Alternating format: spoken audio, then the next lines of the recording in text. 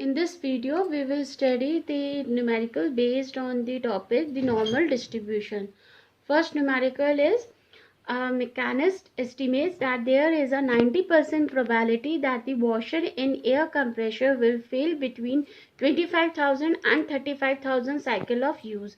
Assuming normal distribution for washer degradation, find the mean life and standard deviation of the life of the washers. ठीक है. So in this we come to know that let us assume that 5% of the failures are at fewer than let me write down in this solution we write that assuming 5% of the failures are at fewer than 25,000 cycles and 5% are at more than 35,000 cycles. The mean of the distribution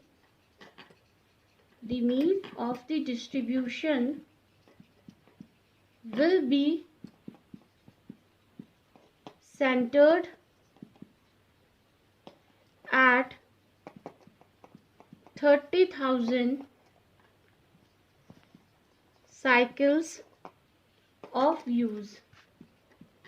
That is mu हमारा हो गया 30,000. कैसे हो गया 30,000?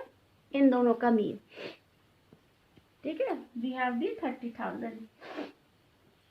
Now आपका जो z होता है that will be x minus mu upon sigma, है ना. तो हमने जो डायग्राम बनाया, our diagram is like this. ठीक है, तो आधे इधर है आधे इधर है. ठीक है, तो यहाँ अगर हम मान लें तो यहाँ हमारा हो जाएगा x इज इक्वल्स टू 25,000, है ना, फ्यूअर वाले, और x इज इक्वल्स टू यहाँ हो जाएगा आपका 35,000. ठीक है, तो हमें इसके लिए अभी z की वैल्यू फाइंड करनी है. मतलब हमें अभी z नहीं पता, x की वैल्यू हमें पता है कितनी है 25,000 माइनस म्यू अपॉन सिग्मा. अब इस z की वैल्यू फाइंड करनी है. हमने कहा 5% इधर है और 5% इधर लाई कर रहे हैं, यानी ये जो एरिया हो गया आपका, ये वाला जो एरिया हो गया that will be equal to 0.05. Similarly ये वाला एरिया भी आपका कितना हो गया 0.05. क्यों हमने 5% ले लिया? क्योंकि 90% इनके बीच में कर रहा है, तो इक्वली इधर उधर करेगा तो 10% बचा, जिसमें 5% हमने इधर ले लिया, 5% हमने इधर ले लिया. तो हमें इधर z की वैल्यू फाइंड करनी है. तो आपको पता है कि टोटल एरिया इस कर्व का 1 होता है, क्योंकि सिमेट्रिकल होता है, तो 0.5 इधर होता है और 0.5 इसका एरिया इधर होता है. ठीक है, तो आपकी जो वैल्यू आ जाएगी z की, एरिया की आ जाएगी, वो कितना आ जाएगा, ये वाला एरिया, इतना एरिया कितने में आ जाएगा आपका 0.5 माइनस 0.05. तो ये वैल्यू आ गई 0.45. यही वैल्यू है आपकी 0.45. अब देखिए 0.45 के लिए हम z की वैल्यू कैसे देखेंगे. मैं आपको ये टेबल दिखा रही हूँ.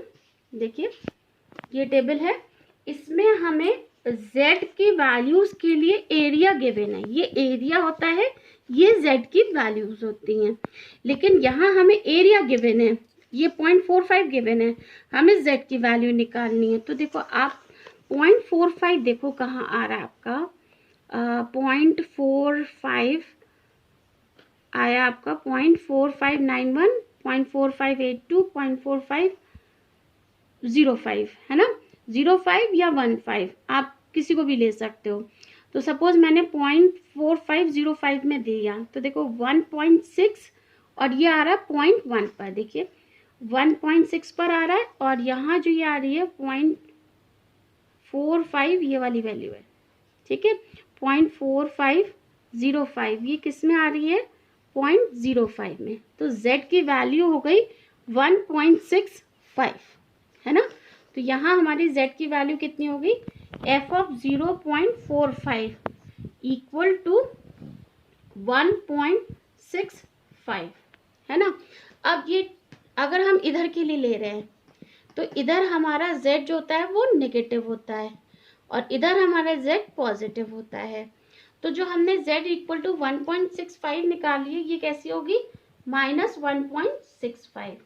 तो एक इक्वेशन हमारी जो आ जाएगी that will comes out to be -1.65 equal to 25,000 minus mu upon sigma. This is equation number 1। Similarly यहाँ भी हम एरिया निकालेंगे। यहाँ के लिए हमारा अगर ये z1 है तो z2 की वैल्यू आ जाएगी हमारी, इसको आप x1 बना लो, x2 minus mu upon sigma. तो z2 के लिए वैल्यू आ जाएगी हमारी 35,000 है, 35,000 माइनस म्यू अपॉन सिग्मा। तो यहाँ भी एरिया जो होगा वो हमारा क्या आ जाएगा, हमें ये वाला एरिया निकालना है। तो आप 0.5 में से, ये आपका पूरा 0.5 है, इसमें से 0.05 माइनस कर देंगे, इस पूरे में से ये माइनस कर देंगे, ये एरिया निकल आए, क्योंकि हमें अल्टीमेटली बिटवीन वाला ये वाला एरिया ही निकालना है। ठीक है, तो आप वही करोगे, 0.5 में से 0.05 निकाला, ये वैल्यू आ गई 0.45, है ना। तो 0.45 आई, तो फिर से आपका f ऑफ 0.45 की वैल्यू 1.65 आ गई, है ना। ये सेम वैल्यू आई यहाँ से। अब आपका ये पॉजिटिव पर है तो यहाँ पर आपकी z की वैल्यू कितनी हो जाएगी, z1 तो आपका हो गया -1.65, बट z2 कितना हो जाएगा 1.65। क्यों, क्योंकि वो राइट हैंड साइड लाई कर रहा है। तो सेकेंड इक्वेशन आ गई हमारी 1.65 equal to 35,000 minus mu upon sigma. तो आपके पास ये दो इक्वेशन आ गई, है ना। इन दोनों इक्वेशन को जब आप सॉल्व करोगे और साइमल्टेनियसली सॉल्व करोगे और म्यू और सिग्मा की वैल्यू निकालोगे तो you get the answer mu is equals to 30,000 and sigma is equals to 3030. This will be the answer. Second numerical is the time for failure due to fungi growth is normally distributed with mean this r and standard deviation this r.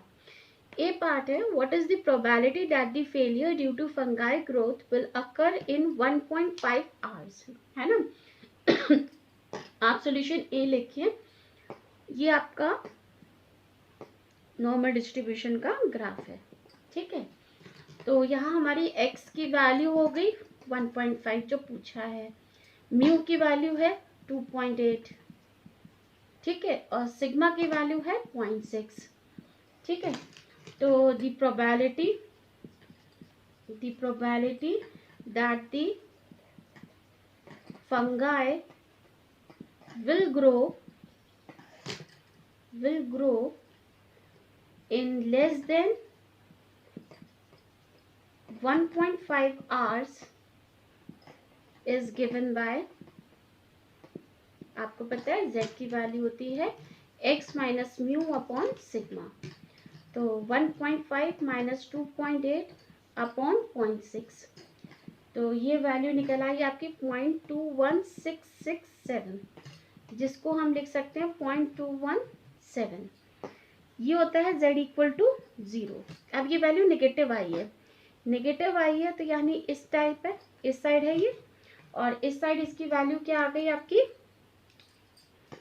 z equal to -2.17 lesser than, यानी आपको ये वाली value find करनी है ना, ये वाली value find करनी है।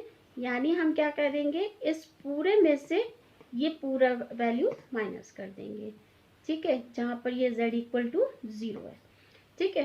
तो probability z is less than -2.17 is equals to 0.5 minus probability z is lying between 0 to 2.17, क्योंकि हमारे पास नेगेटिव नहीं होती टेबल में, पॉजिटिव ही होती है और सिमेट्रिक है, तो हम इसी पॉइंट को एग्जैक्टली यहाँ ले लेते हैं। ठीक है, तो ये 2.17 हो गया, तो ये वाला एरिया इक्वल टू ये वाले एरिया के बराबर हो जाएगा। तो हमने क्या किया, 0.5 में से ये वाला एरिया माइनस कर दिया, तो ये वाला एरिया कौन सा है, z इक्वल टू 0 से z इक्वल टू 2.17 तक। ठीक है, तो अब देखो 2.17 मैं आपको फिर से टेबल में दिखाती हूँ। देखिए 2.17 है ना, तो 2.1 में चलेंगे और कहाँ तक चलेंगे, 0.07 पर, क्योंकि 2.7 है ना, तो 2.1 यहाँ तक 2.1 है तो यहाँ पर 2.1 लिया, 7 है तो 0.7 से लिया, इन दोनों के मिलाने पर हमें मिल रही है ये वैल्यू। देखिए 0.4850, देख लीजिए 2.1 से चले यहाँ और 0.7 से चले यहाँ, तो इन दोनों के मिक्सचर में हमें वैल्यू मिल रही है 0.4850। ठीक है, तो आपने किया 0.5 माइनस 0.4850, तो 0.5000 में से आपने 0.4850 माइनस किया, तो ये वैल्यू आ गई आपकी 0.0150, है ना, ये वैल्यू आ गई आपकी ए पार्ट की। ठीक है, अब B part, if we accept a probability of failure due to fungi growth of only 10%, after what time from the start should the fungi be analysed. ठीक है, so for B part, for this condition f of t is equals to 0.1 equal to हमारा area of z हो जाएगा। ठीक है, then from normal distribution की table से हम देखें 0.1 कहाँ पर आता है। ठीक है, बी पार्ट के लिए भी हमें इसको ड्रॉ करना पड़ेगा, तो मैं इधर इसको मिटा देती हूँ, ये भी हम लोग बिल्कुल वैसे ही करेंगे। तो आपको क्या करना है, 0.1 है ना, 0.1 आपका फेलियर है, तो फेलियर हम पहले ही बता चुके हैं कि हमारा लेफ्ट हैंड साइड में ही आ रहा है, z की वैल्यू नेगेटिव में आ रही है, तो वो कह रहा है z मतलब वैल्यू कितनी दे रहा है, 0.1% है ना, तो 0.1% आपने ले लिया ये वाला, है ना, ये बता रहा है 0.1%, तो हमें ये वाली वैल्यू फाइंड करनी है। तो हमने क्या किया, पूरे 0.5 में से इसको माइनस कर देंगे तो हमें ये वैल्यू मिल जाएगी, this is our z equal to 0। ठीक है, तो एरिया आपका बी पार्ट के लिए हो जाएगा, B part area should be equal to 0.5 minus 0.1, that will be equal to 0.4। ठीक है, 0.4 हो जाएगा, तो अब आपको वैल्यू निकाल रही है z की 0.4 के लिए, है ना, तो देखिए फिर से आप बुक में देखिए 0.4 की अगर हम निकालें, 0.4 हमें कहाँ मिल रहा है, ये मिल रहा है, देखिए 1.399 और 0.40, आप 1.28 भी लिख सकते हैं, 1.29 भी लिख सकते हैं। ठीक है ना, देखिए ये 1.2 में जा रही है वैल्यू। ठीक है, तो हम ये वैल्यू भी ले सकते हैं, ये वैल्यू भी ले सकते हैं, अगर ये ली तो हमारा हो जाएगा 1.28, और हमने अगर ये ली तो हमारा हो जाएगा 1.29। सपोज हमने ये वाली वैल्यू ले ली, तो हमारी z की वैल्यू कितनी निकल आई, z इज इक्वल्स टू 1.28, है ना। अब क्योंकि ये राइट हैंड साइड में है तो हमारी z की वैल्यू हो जाएगी -1.28। ठीक है, तो हमारे पास फॉर्मूला होता है z equal to X minus mu upon sigma, है ना, तो z की वैल्यू हमने लिख ली -1.28 इक्वल टू x, है ना, माइनस म्यू आपने निकाल रखा था, अपने अभी उसमें निकाला था, तो म्यू की वैल्यू कितनी थी, आपको कितनी दे रखी थी, 2.8, है ना, और सिग्मा की वैल्यू आपको दे रखी है 0.6। तो आप इसको जब सॉल्व कर लोगे तो आपकी x की वैल्यू आ जाएगी 2.03 hours. This will be the answer find ये ना a compound has the normal distribution for the time to failure with mu is equal to this R and sigma is equal to this R. A part, find the probability that the compound will fail between 14 hours and 15 hours, है ना. तो x1 हमें given है A part में, x1 हमें given है 14,000 और x2 हमें गिवन है 15,000.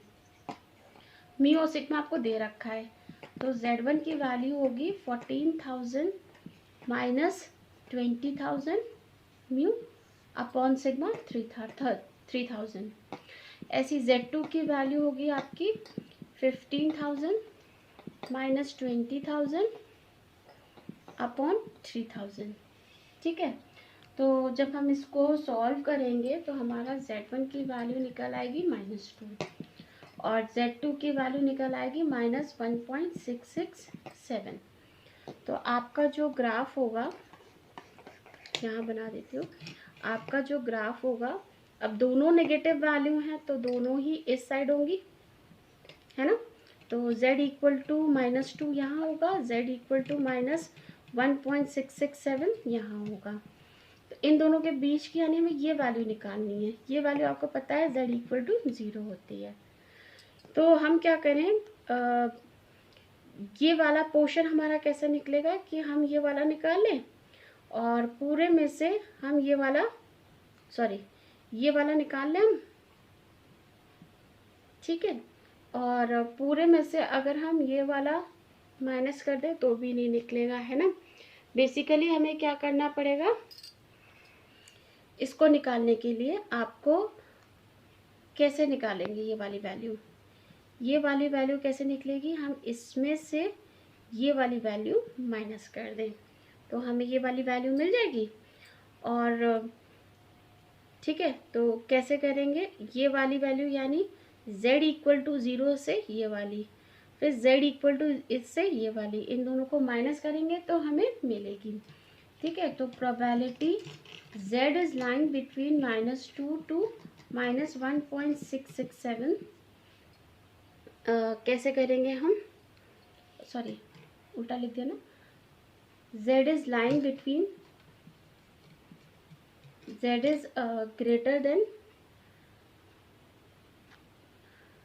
2 और हाँ यही तो होगा ना, z is less than z is less than -2 और -1.667. अब सही है, ठीक है. तो हम इसको ऐसे भी लिख सकते हैं -1.6 z -2. This will be equal to probability z is lying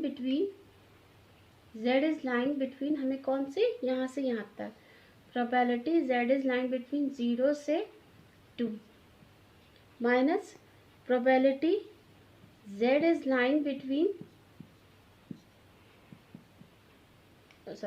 minus की जगह में प्लस में, हम सारी वैल्यू प्लस में लेंगे क्योंकि हमारे पास टेबल में प्लस की वैल्यू, क्योंकि यही सेम हमारे इधर भी दिखा सकते हैं हम, क्योंकि ग्राफ हमारा सिमेट्रिकल है. आपने क्या किया, इस पूरे में से ये माइनस कर दिया तो आपको ये मिल गया, है ना. Probability z is line between 0 to 2, यानी z इक्वल टू 2 पे देखेंगे तो देखिए z इक्वल टू 2 पर देखने पर z इक्वल टू 2 की वैल्यू ये रही. सिर्फ 0 पे देखोगे क्योंकि हमें एग्जैक्टली z इक्वल टू 2 देखना है ना. 0.477, तो आपने लिख लिया 0.4772 माइनस आपको 1.6 पर देखनी है तो 1.66 लिख लो क्योंकि दो वैल्यू तो आपको लिखनी पड़ेंगी. 1.66 लिखा तो 1.66 ये रहा, देखो 1.6 में आपने ये 0.06 में देखा 0.4515 है ना, तो आपने लिख लिया 0.4515. तो 0.4772 में से 0.4515 माइनस किया तो ये बचा आपका 10. ठीक है, this will be equal to 0.0157. So this will be the answer. ठीक है, एक मिनट, एक शायद यहाँ गड़बड़ हो गया, ये तो 2 आ जाएगा, यहाँ भी 2 आएगा. So this will be the answer of this question. Now coming to B part. B part करेंगे. B part है आपका find the failure rate of a component that has been working for 14,000, है ना.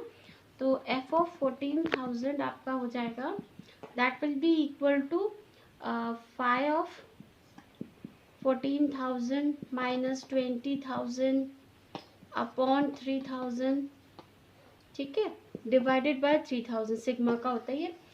तो आप अगर इसकी वैल्यू इवैल्यूएट करोगे तो आपके पास वैल्यू आ जाएगी दिस वन, ठीक है, इक्वल टू 5.999 इंटू 10⁻⁻9.